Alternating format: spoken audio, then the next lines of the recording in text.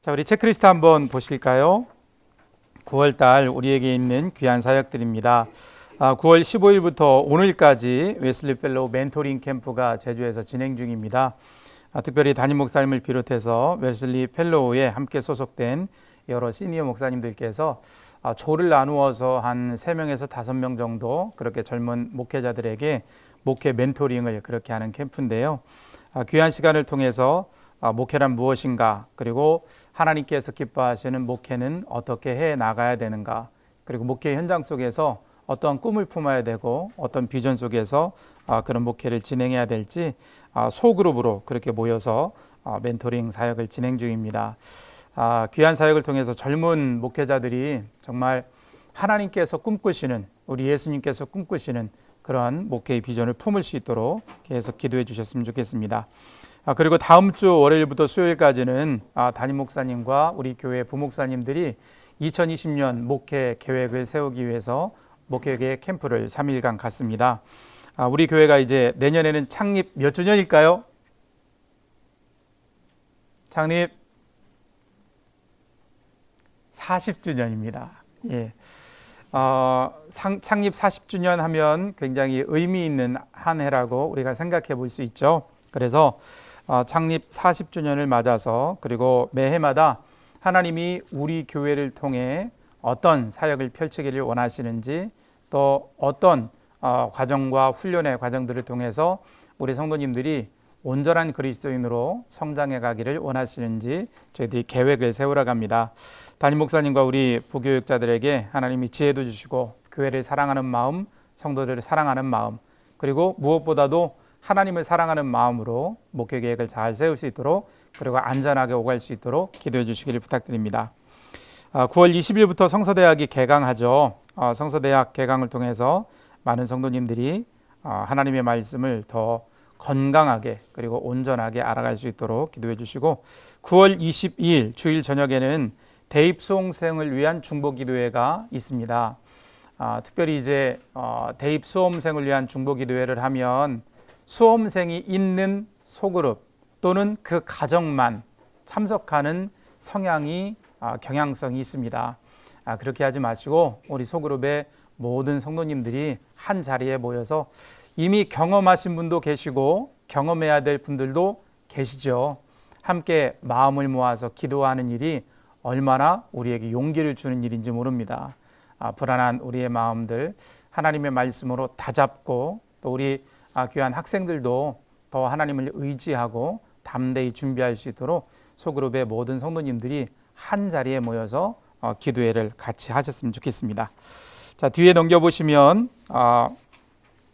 2020년 목회계획 캠프로 인해서 다음 주 소그룹 리더 TC는 저녁반만 모이겠습니다.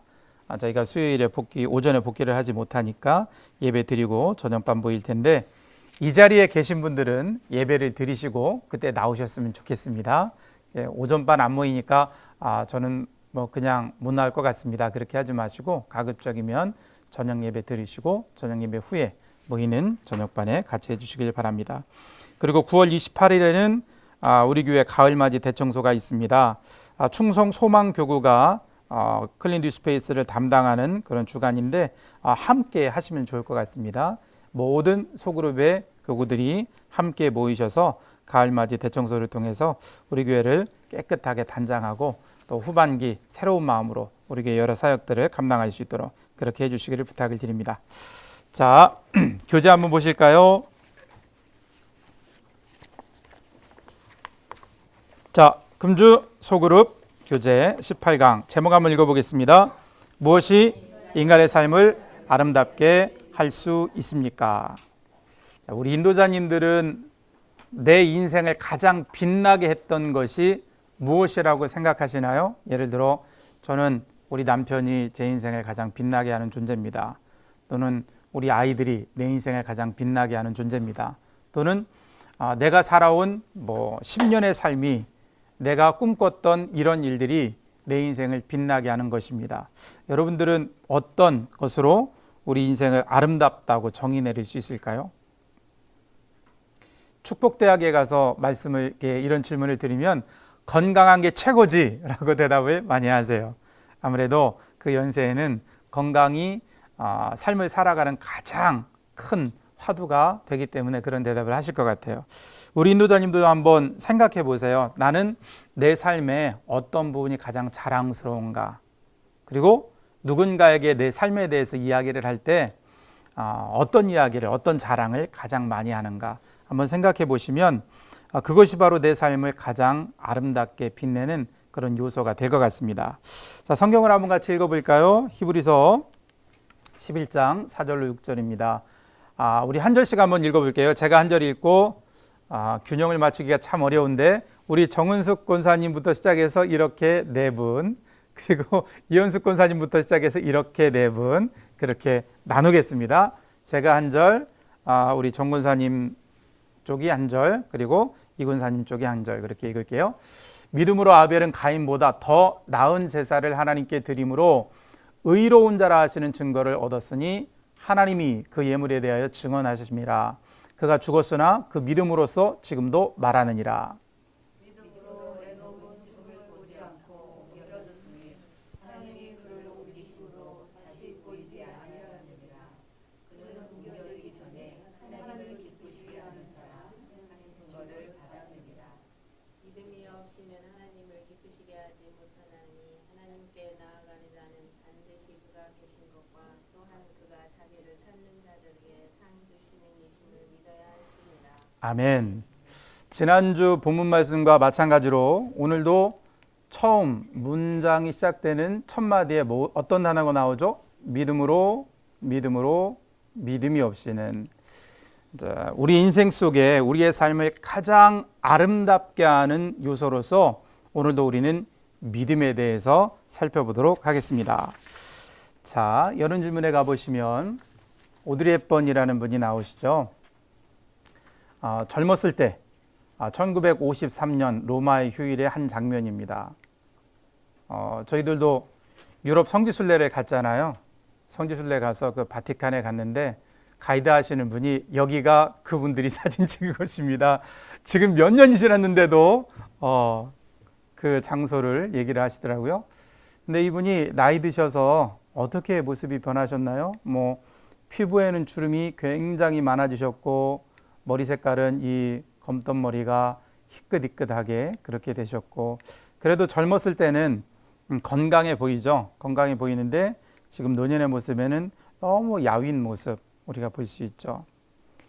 외모로 따지자면 비교할 수 없을 정도로 이 노년의 삶이 바뀌었어요.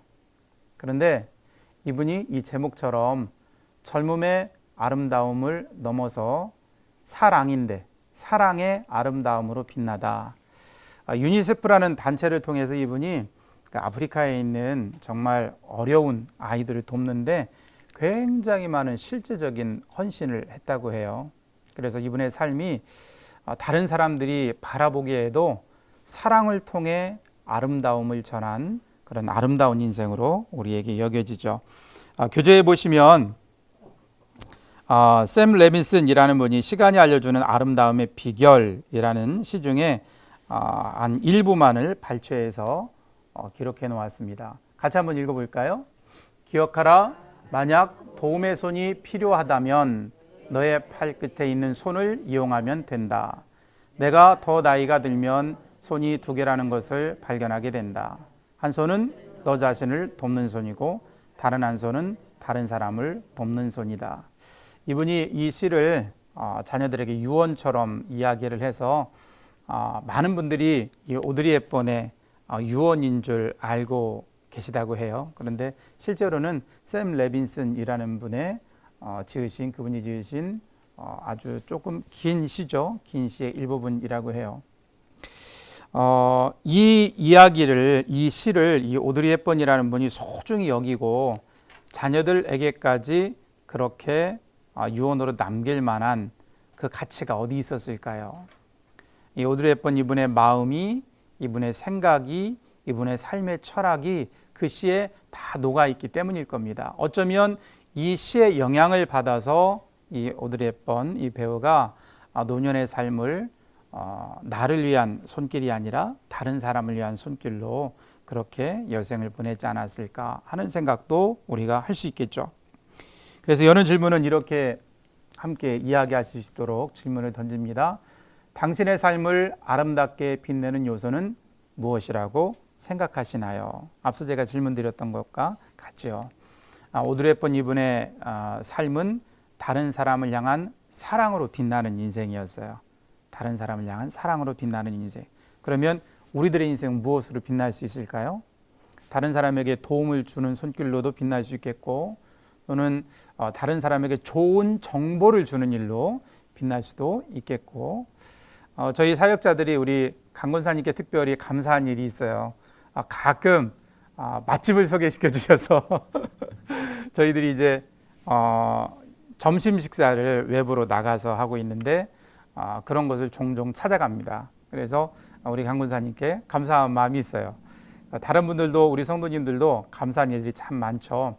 우리들이 누군가에게 실제 생활 속에 또는 어떠한 계획을 가지고 그렇게 누군가에게 선한 영향력을 끼칠 수 있다면 그것이 바로 우리 인생을 밝게 빛내는 인생이라 그렇게 생각해 볼 수 있겠죠.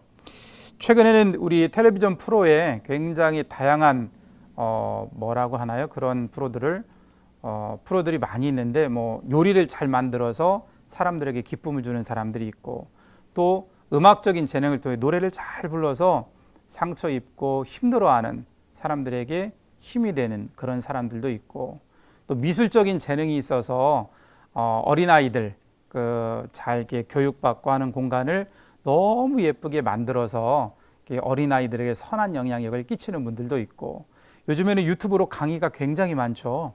딱 유튜브를 열어보면 굉장히 다양한 강의들이 있는데, 저희도 이제 구독하면서 시청하는 강의들이 몇 개 있는데, 그런 유튜브 강의를 통해서 사람들에게 마음의 안정을 심어주기도 하고, 실제적으로 삶을 굉장히 풍요롭게 만들어주는 그런 분들도 많이 있죠. 우리 스스로도 아마 누군가에게는 가족이 됐든지, 우리 교회 성도들이나 또는 우리 인도자님들 같으면 우리 소그룹 성도님들이나 아주 좋은 영향력을 통해서 내 인생은 이렇게 빛나고 있어요 라고 스스로 생각할 수 있는 부분이 있으실 거예요. 그런 것들을 좀 함께 생각해 보시면 좋을 것 같아요. 이렇게 우리의 삶을 아름답게 빛내는 요소가 무엇인지를 좀 생각해 보시고, 그 옆에 보면 두 가지 타이틀이 있습니다. 첫째는 함께 읽어볼까요? 진정한 아름다움을 향한 발걸음. 그리고 두 번째는요, 아름다운 인생을 세우는 세 가지 균형. 우리가 신앙생활 하면서 이러한 믿음의 가치들을 잘 붙잡아야 돼요. 그냥 교회 다니면 하나님이 우리들의 삶을 평안하게 지켜주시고, 또 신앙생활 열심히 하면 하나님이 우리의 자녀들의 인생을 이끌어 주시고, 우리가 늘 기도하는 기도의 제목대로 우리의 기도길을 따라 우리의 자녀들의 인생길이 복되게 될 것이다. 이런 것들도 굉장히 중요한데, 그러나 신앙생활을 하면서 하나님이 우리에게 정말 바라시는 것이 무엇일까? 바로 이러한 믿음의 가치들을 붙잡고 실제로 살아가는 인생이 되는 거예요. 이런 믿음의 가치들이 우리의 마음속에 내면화되고, 또 이러한 믿음의 가치들을 따라서 실제로 우리의 삶을 살아갈 때 변화가 일어나기 때문입니다. 나 자신이 변하고, 우리 교회 공동체가 변하고, 더 크게는 우리 지역사회, 나와 함께 동시대를 살아가는 사람들에게 영향력을 미쳐서 우리 교회가 꿈꾸고 목적하는 그 신앙, 사명 선언문처럼 온전한 그리스도인으로 세상을 변화시킬 수 있는 성숙한 제자가 될 수 있기 때문입니다. 그래서 우리들은 하나님의 말씀을 대면할 때 이곳에 어떠한 하나님의 가치가 숨어 있나, 어떠한 믿음의 가치가 있는가, 나는 그 가치를 붙잡고 어떻게 하나님의 사람으로 살아갈 수 있을까, 이런 생각과 훈련과 또 말씀을 일상으로 살아가는 노력들이 있을 때 우리가 정말로 아름다운 인생으로 변화될 줄 믿습니다. 자, 아름다움을 향한, 진정한 아름다움을 향한 발걸음이라는 표현을 썼죠. 발걸음. 발걸음은 어떻게 하는 건가요? 순서가 있죠. 왼발, 오른발, 왼발, 오른발 하면서 한 걸음 한 걸음 앞으로 나아가는 거잖아요. 우리의 삶이 온전한 그리스도인이 되고 이 여는 질문에서처럼 빛나는 인생이 되려면 단계가 있다는 얘기예요. 가장 먼저는 뭐가 변해야죠? 생각이 변해야 돼요. 앞서 우리가 여름 질문 안에서 오드리 헵번 그 배우의 이야기를 함께 나눴죠. 그분이 자녀들에게 유언처럼 남겨진 그 식구가 그 말이 오드리 헵번의 생각 속에, 마음 속에 각인되었기 때문에 이분이 유언처럼 그 시를 자녀들에게 남길 수 있었던 거죠. 그 가치를 가장 소중하게 여겼기 때문에 다른 사람들에게 사랑을 베풀고 굶주리고 헐벗은 사람들을 사랑으로 돌봐주고 그들이 인생을 살아갈 수 있도록 기회를 제공하는, 그것이 인생 가운데 정말 아름답고 소중한 일이라는 생각이 그녀 안에 있었기 때문에 유니세프를 통해서 그 일을 할 수 있었던 거죠. 그리고 생각은 어떤 변화를 낳나요? 바로 자기가 삶을 살아가고 있는 지역을 변화시키는 능력이 있어요. 유니세프를 통해서 아프리카 지역에 찾아가죠. 그 지역에 평생도록 장기적인 어떠한 일은 잘 이루지 못했겠지만 그녀가 그곳에서 봉사하고 헌신하는 동안 그 지역 사회를 아름답게 변화시키죠. 우리 교회도 그런 사역을 감당하고 있죠. 아마 우리 성도님들이 아프리카에 우물을 파주기 위해서 정기적으로 지금도 아마 후원하고 계신 분들이 있으실 거예요. 그런 노력과 사랑과 생각이 삶으로 실현되는 그 시간을 통해서 이 땅이 변화되어 가는 줄 믿습니다. 작게는 우리 개인을 통해서 바뀔 수 있어요. 그리고 조금 더 규모를 넓히면 우리 교회 공동체, 우리 공동체를 통해서 더 큰 규모의 사역들을 감당할 수 있고 우리 한국 감리교회가 함께 마음을 같이 하면 훨씬 더 큰 영향력으로 우리가 살아가는 지역들을 변화시킬 수 있죠. 그리고 그러한 어떠한 사람들의 규모가 점점점 넓어지고 확장되고 깊어지면 시대를 변화시키는 놀라운 역사가 있습니다. 예수님의 복음을 통한 신약시대의 지저스 무브먼트라는 개념, 그리고 18세기 영국을 새롭게 했던 웨슬리의 감리교 운동, 그리고 16세기 카톨릭에 대한 어떠한 부정적인 그러한 모습들 때문에 새롭게 하나님의 말씀 속으로 돌아가고자 했던 종교개혁의 영향력, 이런 것들이 시대를 바꾸는 그러한 모습이었죠. 이러한 생각과 우리 현재 삶의 모습과 그리고 시대를 변화시키는 노력들이 쌓이고 쌓이면 결국에는 우리의 미래가 새로워진다는, 그래서 변화된다는 사실을 우리가 늘 우리의 마음속에 새겨야 될 줄 믿습니다. 이것이 바로 진정한 아름다움을 향한 우리 그리스도인들의 어떤 변화의 발걸음이라고 생각할 수 있겠죠. 우리 교회는 언제나 지금 수년째 이 귀한 신앙의 가치를 붙잡고 삶을 살아갑니다. 우리의 생각이 변하고 우리의 지역사회가 변하고 우리의 시대가 새로워지고 앞으로는 우리의 미래를 변화시킬 수 있는 놀라운 신앙의 발걸음, 아름다운 인생의 발걸음들이 우리 모두에게 날마다 지속되기를 간절히 원합니다. 두 번째 주제죠. 그러면 이러한 것들을 어떻게 균형 있게 우리가 만들어 가야 될까? 인생을 세우는 세 가지 균형이 있습니다. 첫째는 지성입니다. 우리들이 삶을 살아가면서 하나님이 우리에게 지혜를 주시고 또 우리로 하여금 계속해서 끊임없이 어떠한 배움을 갖는 사람으로 만들어 주셨어요. 지금도 아마 우리 인도자님들도 새로운 걸 배우시기 위해서 굉장히 노력하실 텐데 사람은 배우기를 멈추면 안 됩니다. 배움 속에서 우리의 성장이 이루어져요. 제가 지금 올라오기 전에 차사순 할머니 이야기를 다시 한번 검색을 해봤어요. 차사순 할머니가 누구실까요? 전북 완주군에 사는 할머니이신데요. 제가 자료를 잘못 앞에 숫자를 빼먹고 있었더라고요. 저는 그분이 굉장히 나이 드신 할머님인데 운전면허 취득을 하는데 어마어마한 도전을 하신 분이에요. 저는 60회인 줄 알았어요. 60회. 여러분 무슨 일을 하려고 60번 도전해 보신 적 있으세요? 없으시죠? 저는 60번 도전해서 이 운전면허 그 원서가 아주 인지라는 걸 붙여요. 그렇죠? 인지 아시죠? 인지를 붙여서 아주 그냥 두껍게 너덜너덜 돼가지고 60번 붙이면 그 정도 될 줄 알았어요. 근데 그거 한 장이 아니었더라고요. 제가 앞자리 빠뜨린 숫자가 뭔 줄 아세요? 9예요. 제가 이 뉴스를 보고 깜짝 놀랐어요. 어떻게 960번 도전할 수 있지? 어떻게 960번을 할머니가 도전할 수 있지? 생각하고 충격을 받았어요. 지금부터 해드리는 얘기는 여담이니 한번 들어보세요. 저희 큰아이가 요즘에 꿈이 생겼어요. 자기의 꿈을 위해서 뭔가를 이제 노력하겠다고 열심히 하고 있는데, 자기의 꿈을 펼치기 위해서 내가 어떤 대학을 가야 하는가 조사를 해봤대요. 그랬더니 어마어마하다는 이야기를 저한테 하더라고요. 그러면서 아빠 어떡하지? 그래서 굉장히 걱정을 하는 거예요. 굉장히 걱정을 하길래 제가 차사순 할머니 이야기를 해줬어요. 60번 도전하시더라. 안 되는 일을 그렇게 육체 노동처럼 끊임없이 1만 시간의 법칙처럼 10년 노력하면 전문가가 된다더라. 그러니 무서워하지 말아라. 용기를 가져라. 그러면서 여호수아 말씀도 얘기해주고 설교를 장장도 한번 했죠. 그랬더니 조금 알아듣는 것 같더라고요. 근데 저는 60번인 줄 알았는데 960번이라 너무 충격이었어요.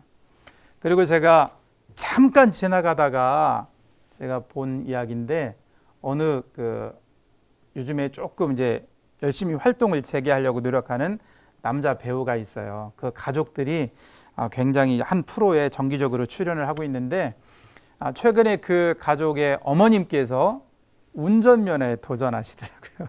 운전면허에 도전하시는데 두 번째인지 세 번째인지 도전을 하셨는데 시험 점수가 너무 낮았어요. 필기 시험 점수가 너무 낮으니까 그분이 하시는 말씀, 에이, 난 이제 운전면허 시험 안 볼 거야, 그러시더라고요. 아직은 젊으세요.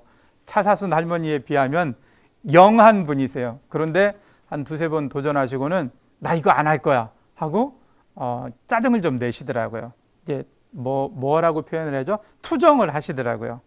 물론 그런 마음이 있으면 다시 한번 도전하겠지만, 우리가 인생을 살아가는 데 있어서는 어떤 연령에 있든지 도전하고 지성을 위해서 배움의 길을 끝까지 걸어가셔야 돼요.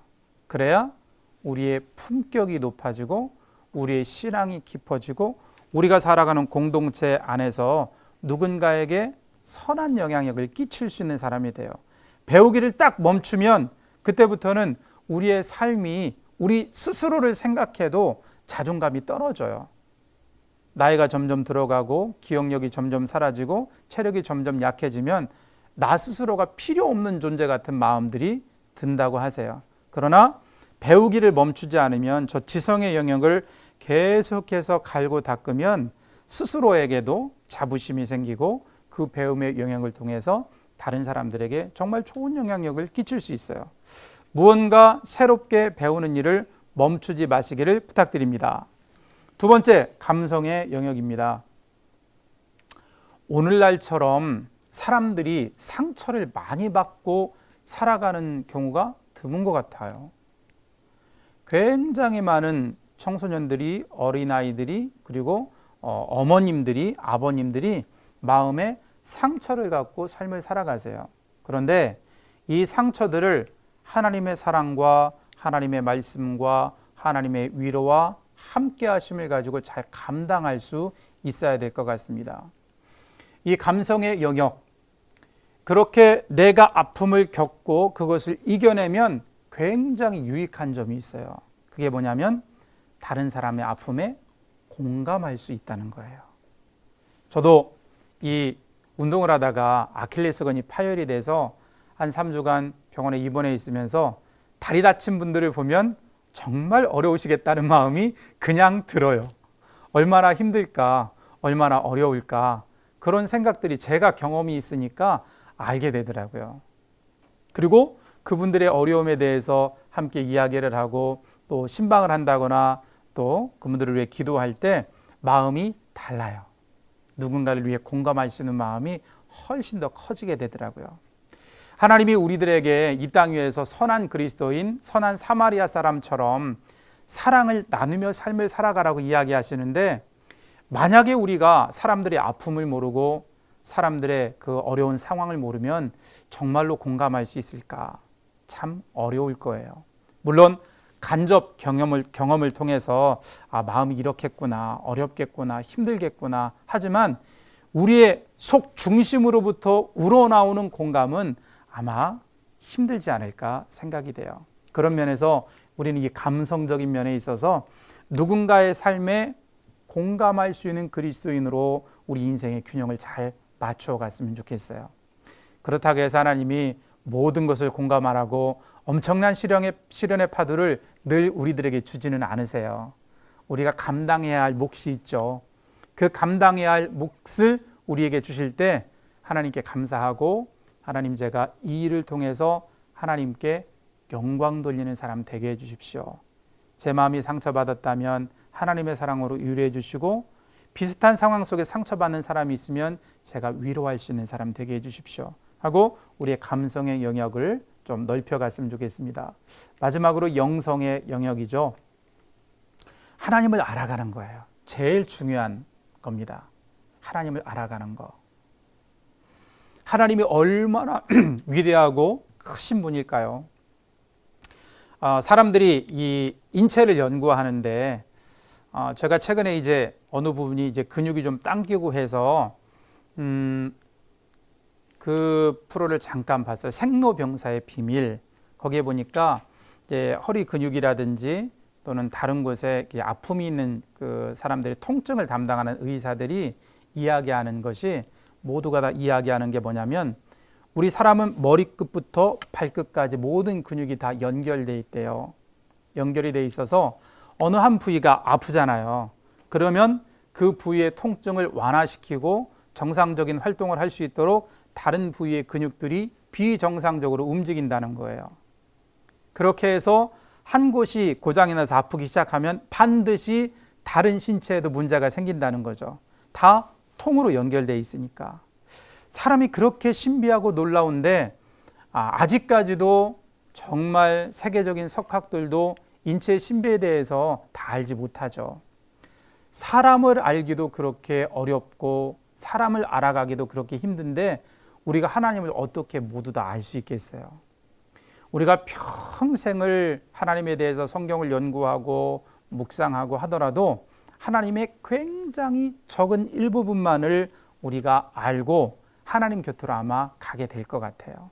그러나 우리가 알게 되는, 이 땅 위에서 하나님에 대해서 알게 되는 하나님의 대표적인 성품, 그리고 하나님께서 사람들에게 역사하시는 그런 방향성, 그리고 하나님이 늘 언제나 우리의 주인이 되시고 아버지가 되시고 구원자가 되시는 그 놀라운 구원의 은혜, 이런 것들에 대해서 우리가 더 깊이, 그리고 또 더 깊이 넓게 알아가는 일들을 늘 지속적으로 행해야 될 줄 믿습니다. 이렇게 우리의 삶은 지성과 감성과 영성이 균형과 조화를 이룰 때 우리가 아름다운 인생으로 우리 자신의 삶을 세워갈 수 있다는 사실을 우리가 기억했으면 좋겠습니다. 그러면 기억만 하면 될까요? 그런 노력들이 우리의 삶에 있어야겠죠. 최근에 내가 겪고 있는 생각의 변화 중에 하나님께서 내 마음속에 주신 생각의 변화는 뭐가 있을까? 그리고 그 생각의 변화를 가지고 내 삶을 변화시키고 내 이웃에, 우리 소그룹의 성도들에게 변화를 일으킬 수 있는 방법은 무엇이 있을까?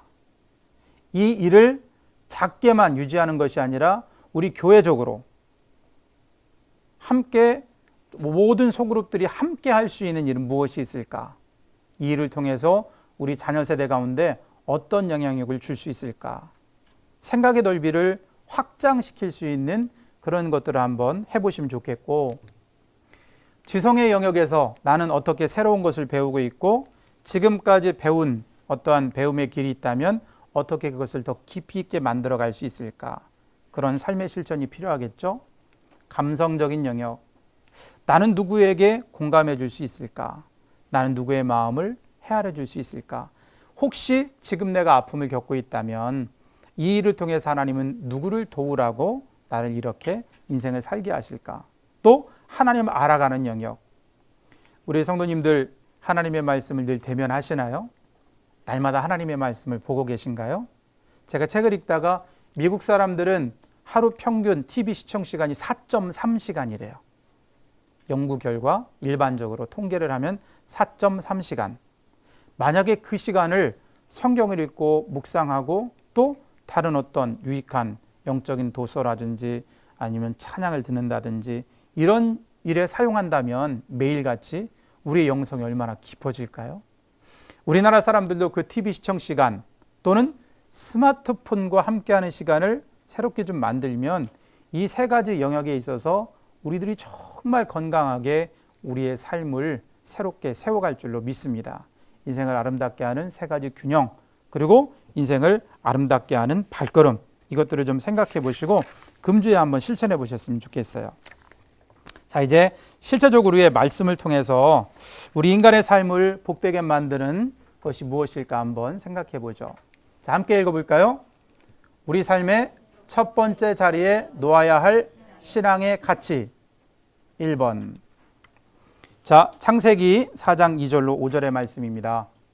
자, 같이 읽어볼까요?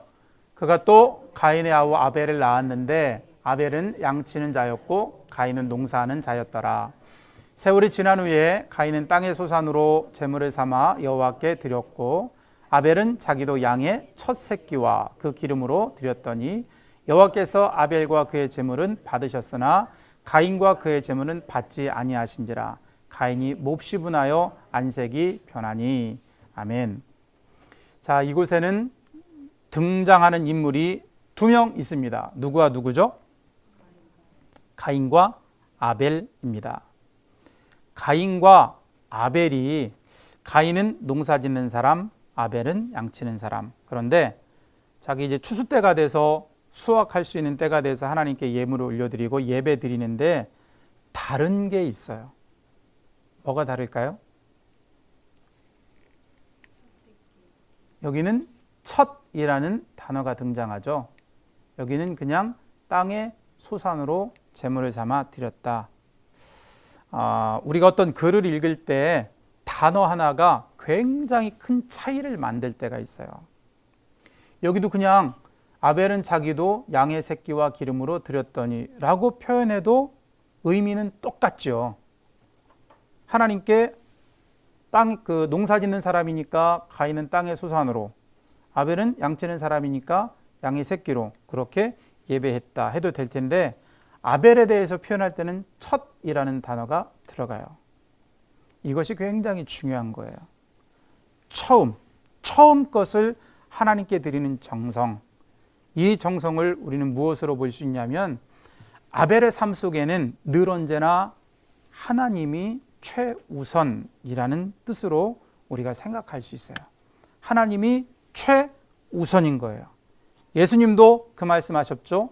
너희는 먼저 그의 나라와 그의 의를 구하라.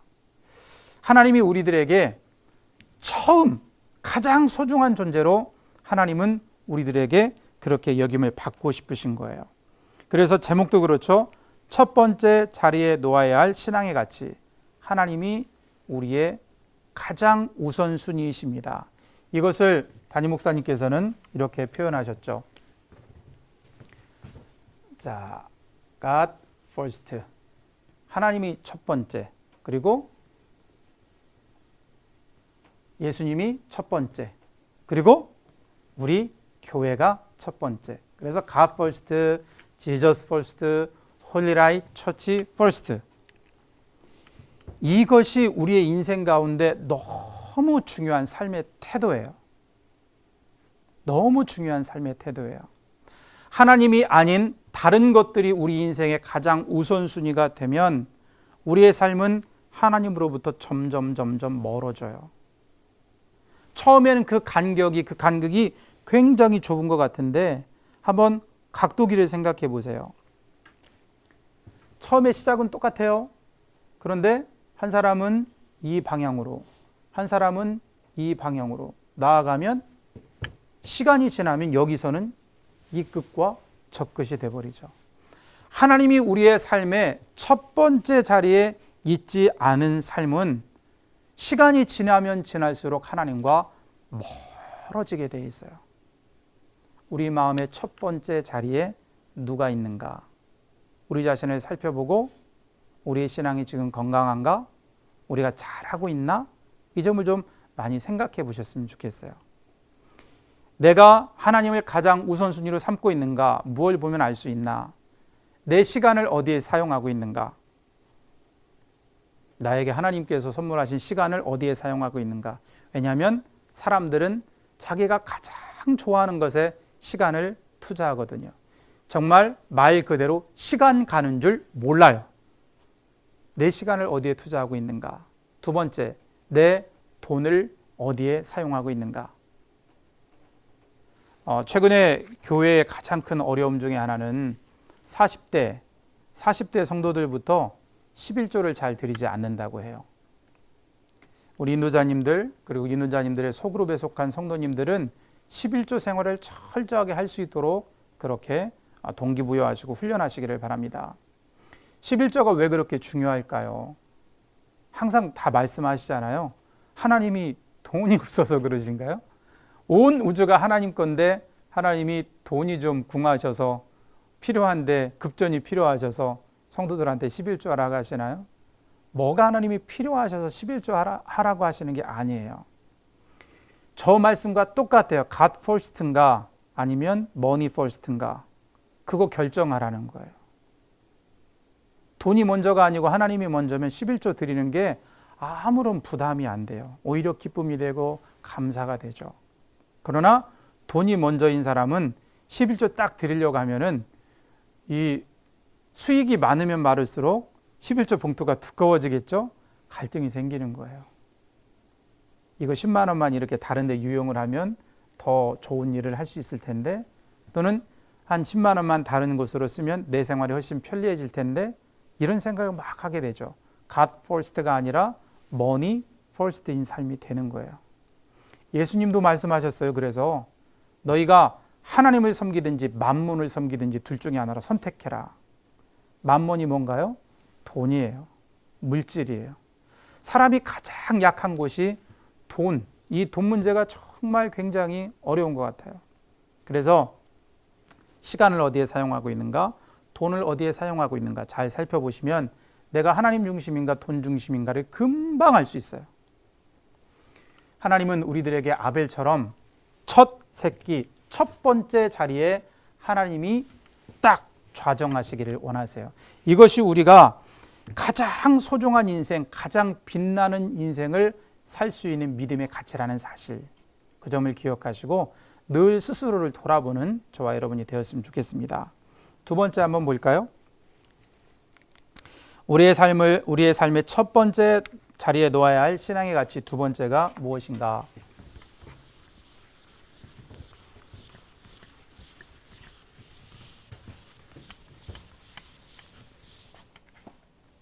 제가 첫 번째 자리에는 우리 하나님이 계셔야 된다고 말씀을 드렸습니다.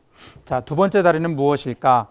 우리 교재에 보시면 51쪽에 성경이 두 구절이 있죠. 제가 첫 번째 구절을 읽을게요. 우리 인도자님들께서 두 번째 구절을 읽어주세요.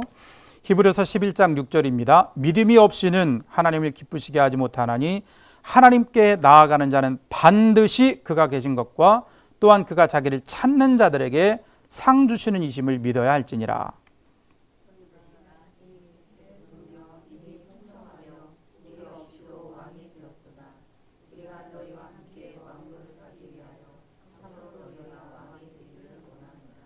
아멘. 이 두 구절이 서로 이제 연관성을 가지고 기록한 구절인데, 하나님께 나아가는 자는 반드시 무엇을 믿으라고 하시나요? 하나님이 계신 걸 믿으라는 거예요. 하나님의 존재를 믿으라는 거예요. 그리고 두 번째 또 뭘 믿으라고 하죠? 하나님이 상 주시는 분이라는 사실을 믿으라는 거예요. 믿음의 문제죠. 믿음의 문제. 우리의 삶 가운데 우리의 인생을 아주 가치 있게, 아름답게, 선하게, 그리고 복되게, 그렇게 만들어 가려면 가장 먼저 우리 그리스도인들에게는 하나님에 대한 존재, 하나님의 존재에 대한 믿음이 우리 안에 있어야 된다는 거예요. 하나님이 보이지 않으시잖아요. 우리 눈에 안 보이세요. 그리고 하나님, 우리가 아무리 크게 불러도 하나님이 나 여기 있어. 왜 그러니? 라고 대답하지 않으세요. 보이지 않는 하나님, 들리지 않는 하나님이시기 때문에 그리스도인들 중에는 하나님이 정말 계실까 하고 물음표를 찍고 신앙생활을 하는 사람들이 굉장히 많이 있어요. 하나님은 분명히 살아계신 분이세요. 이 하나님의 존재에 대해서 확실한 믿음을 갖고 살아가는 것이 중요해요. 때로는 기본기가 무너지기 때문에 신앙의 기본이 무너져서 열심히 봉사도 하고 매주일 신앙을 지키고 선교회도 가입하고 무슨 봉사단체도 가입하고 삶 모습을 보면 굉장히 다양하게 활동하고 열심히 신앙생활하는데 이 가장 중요한 하나님 존재에 대한 믿음이 흔들리는 분들이 가끔 있어요. 우리들은 어떤지, 내가 하나님에 대해서 분명히 믿고 있는지 늘 우리 자신의 믿음을 확인하면서 바라보면서 하나님에 대해서 나아갔으면 좋겠습니다. 그리고 하나님께 대해서 하나님이 우리한테 상 주시는 분임을 믿고 신앙생활하는 게 굉장히 중요하다고 얘기해요. 상 주시는 분, 즉 은혜 베푸시는 분, 이 사실을 우리가 기억해야 돼요. 사람들은 대부분 다 자기 중심적으로 살기도 하고 굉장히 교만한 마음이 많아요. 이 정도야 내가 할 수 있지. 이 정도 내가 감당할 수 있어. 다른 사람 이야기 안 듣고 내 생각만 중요해. 다른 사람이 이렇게 말을 해도 소용없어. 지금 내 생각이 중요해. 어떤 사람의 성품이라든지 성향이라든지 이런 것들 때문일 수도 있지만 사람들은 본래적으로 하나님의 은혜를 구하기보다 교만하게 자신의 인생을 살아가는 경우가 많아요. 우리 그리스도인들이 빛나는 인생, 우리가 가장 첫 번째 자리에 놓아야 할 신앙의 가치는 바로 하나님의 살아계심과 은혜 베푸심을 믿는 믿음 안에서 살아가는 거예요. 자기를 겸손히 낮출 줄 알고 하나님의 은혜를 구할 줄 알고 또 하나님의 사랑을 겸허히 받아들일 줄도 알고 그래서 자신의 연약함을 인정하고 하나님의 뜻을 따라 살아가는 존재가 될 때 우리의 삶의 가치가 높아지는 거예요. 아무리 우리 사람들의 눈으로 볼 때 많은 것들을 이룬 사람이라 할지라도 교만하고 패역하고 다른 사람한테 공감해 줄 줄 모르고 자기만 알고 자기 욕심만 채우는 사람들, 우리가 그 사람들의 삶을 존경하나요? 마음이 조금 화가 나고 그 사람 때문에 내가 손해봤다는 생각이 들면 에이 망해버렸으면 좋겠다, 그런 생각 사람들이 일반적으로 하잖아요. 존중하지 않아요. 존경하지 않아요. 나도 저 사람처럼 살고 싶다 생각하지 않아요. 누군가에게 선한 영향력을 끼치고 존중하고 존경받는 인생, 그래서 우리 인생 속에 정말 빛나는 인생으로 우리의 삶의 가장 앞에 놓아야 할 것은 하나님이 계시다는 사실을 믿고 겸손히 자기를 낮추는 사람, 하나님이 우리에게 상 주시고 은혜 베푸신다는 사실을 믿고 하나님의 도움을 구하는 사람, 스스로를 낮추는 이런 인생을 살아갈 때 하나님이 우리의 삶을 통해 아름다운 많은 열매들을 맺게 하시는 줄 믿습니다. 첫 번째 자리에 하나님이 계셔야 돼요. 내가 왕좌에 앉아 있으면 백전백패예요. 그럴 수밖에 없죠. 아무리 똑똑하고 아무리 많은 재능을 갖고 있고 아무리 많은 것을 소유해도 불완전한 사람이 자기 인생의 주인이 되면 패할 수밖에 없어요. 두 번째로 하나님이 살아계신 것, 하나님이 은혜 베푸시고 상 주시는 분임을 믿고 우리가 겸손히 사람들과의 관계 속에서 그리고 나 스스로의 삶을 생각해도 겸손한 자세로 인생을 살아갈 때 하나님이 우리 인생을 복되고 아름답게 만들어 주시는 줄 믿습니다. 이것이 우리의 삶을 살아가는 신앙의 하이라이트가 되어야 돼요. 신앙의 하이라이트. 제가 하이라이트라는 개념을 요즘에 읽고 있는 책 한 권에서 이제 접하게 됐는데, 메이크 타임이라는 이제 시간 관리에 관한 책인데, 시간을 관리하려면 이 저자들은 제이크라는 사람과 그리고 존이라는 사람인데 이분들이 이제 구글에 프로그래밍하는 그런 사람들이었어요. 워낙 바쁘게 삶을 살아가니까 시간을 어떻게 관리할까 수년간 고민하고 연구해서 이제 책을 냈는데 그 사람들이 가장 먼저 하는 말이 뭐냐면 내 마음속에 가장 중요하게 생각하는 일이 뭔가를 찾아야 된대요. 내가 오늘 하루를 살면서 뭘 가장 소중하게 생각하는가. 우리 인도자님들은 오늘 하루 중에 이 소그룹 리더치를 가장 소중하게 생각하신 줄 믿습니다. 이 시간을 가장 소중하게 생각하면 시간 관리가 저절로 된대요. 무슨 말인가? 내가 소중하게 생각하는 것을 찾으면 거기에 시간을 투자하고 물질을 투자하고 힘을 투자하잖아요. 그러면 하루의 삶 보람이 느껴진대요. 그런데 그것을 찾지 못하고 하루를 살아가면 내가 오늘 뭐 했지? 시간을 어디다 썼지? 하면서 후회한다는 거죠. 시간 관리라는 개념은 24시간의 시간을 어떻게 쪼개가지고 이때는 이 일을 하고 이동할 때는 이 일을 하고 이게 아니라 가장 소중한 일을 발견하고 그 가장 소중한 일에 자신의 시간과 물질과 건강과 재물과 다양한 모든 것들을 투여할 수 있는 게 그게 가장 중요한 시간 관리라고 이야기를 해요. 그렇게 가장 소중한 하이라이트를 찾고 나서 나머지 일들을 하면 내가 살아온 하루 24시간이 의미 있고 가치 있어진다는 거예요.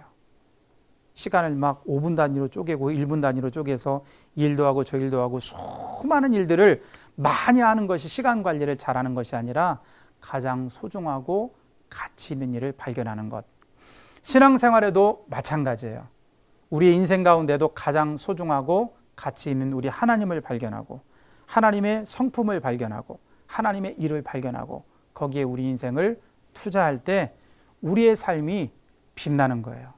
우리 스스로는 빛날 수 없지만 빛이신 하나님을 우리가 그 빛을 받고 반사하는 달처럼 반사체처럼 우리 인생이 빛나는 인생이 될 줄로 믿습니다.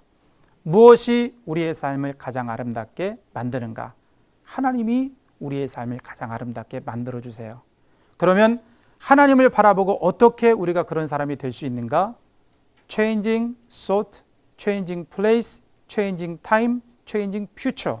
이 귀한 믿음의 발걸음을 통해서 우리가 소중한 인생으로 다듬어져 갑니다. 그리고 균형을 잃지 않고 지성과 영성과 감성 이 세 가지 영역에서 균형을 이루며 삶을 살아가면 많은 사람들에게 선한 영향력을 끼칠 수 있는 빛나는 인생이 될 줄로 믿습니다. 우리 인도자님들께서 그리고 인도자님들께서 이끄시는 소그룹의 모든 성도님들이 이처럼 아름답게 빛나는 하나님의 사람들이 다 될 줄로 믿습니다. 이번 주 소그룹 모임 시간을 통해서 이러한 소중한 믿음의 은혜와 체험이 있기를 주님의 이름으로 축원드립니다. 이 시간 뒤에 보시면 한 마음으로 드리는 기도가 있죠. 한 마음으로 드리는 기도. 자, 한 번씩 한번 읽어볼게요. 첫 번째, 우리 교회 성도들이 신앙 안에서 아름답게 빛나는 삶을 살게 하소서. 두 번째, 우리와 우리 자녀들이 삶을 살아가는 동안 삶의 첫 번째 자리에 언제나 주님이 계시기를 원합니다. 세 번째, 우리 소그룹 안에 믿음으로 승리한 삶의 간증들이 풍성하게 하소서. 마지막입니다. 우리 사회가 올바른 가치를 추구하게 하소서. 잠시 이 네 가지 기도 제목으로 통성으로 기도하겠습니다. 하나님 아버지, 오늘 귀한 시간 우리 소그룹의 인도자님들께서 이 귀한 자리에 나와서 함께 말씀을 배우고 가장 빛나는 인생으로 어떻게 살아가야 할지를 알게 하시니 감사드립니다. 하나님 아버지, 우리들이 인생을 살아가는 동안 우리의 삶의 첫 번째 자리에 하나님이 계실 수 있도록 우리 자신을 훈련하고 늘 언제나 우리 자신을 돌아보며 하나님의 뜻 가운데 거할 수 있도록 하나님 역사하여 주옵소서. 하나님, 우리 소중한 자녀들이 하나님의 가치를 마음에 품고 인생을 살아갈 수 있기를 원합니다. 우리 귀한 자녀들이 자신을 빛나는 인생으로 그저 세상에서 유명한 사람, 많은 것을 소유한 사람이 아니라 하나님의 가치를 따라 살아간 인생으로 자신의 삶을 만들어갈 수 있도록 주님 인도하여 주옵소서. 하나님, 우리 소그룹의 모든 성도님들이 믿음으로 자신의 삶을 이겨낸 아름다운 간증들이 풍성할 수 있도록 하나님 도와 주옵소서. 하나님, 우리 사회가 올바른 가치를 가지고 살아갈 수 있기를 원합니다. 하나님, 세상의 즐거움과 세상의 권력과 세상의 소유하는 것들, 이러한 것들로 인하여 그것이 가장 최고의 삶의 우선순위라고 말하는 이 시대가, 우리 사회가 하나님의 뜻 가운데 하나님의 사랑과 소망과 믿음이 중요함을, 하나님이 살아계신 것과 하나님이 우리에게 은혜 베풀어 주시는 분이라는 사실을 기억하며 주님 앞에 돌아설 수 있도록 하나님 함께하여 주옵소서. 금주소그룹 모임을 통하여 이러한 놀라운 하나님의 역사가 우리 가운데 임하게 하시고 하나님의 풍성한 사랑으로 함께하여 주옵소서. 하나님, 금주소그룹 모임마다 하나님 은혜를 더하셔서 하나님은 우리 인생의 가장 첫 번째 자리에 좌정하여 주옵시고, 하나님을 따라 우리들이 우리의 생각과 우리의 삶의 자리와 우리 시대와 미래를 변화시키는 하나님의 사람으로 성장할 수 있도록 도우시며, 지성과 영성과 감성의 균형을 이루는 복된 인생을 살아갈 수 있도록 하나님 붙잡아 주옵소서. 하나님 은혜가 충만한 소그룹 모임 시간 될 수 있도록 역사하여 주옵소서. 예수님의 이름으로 기도드립니다. 아멘. 귀한 시간 수고하셨습니다. 감사합니다.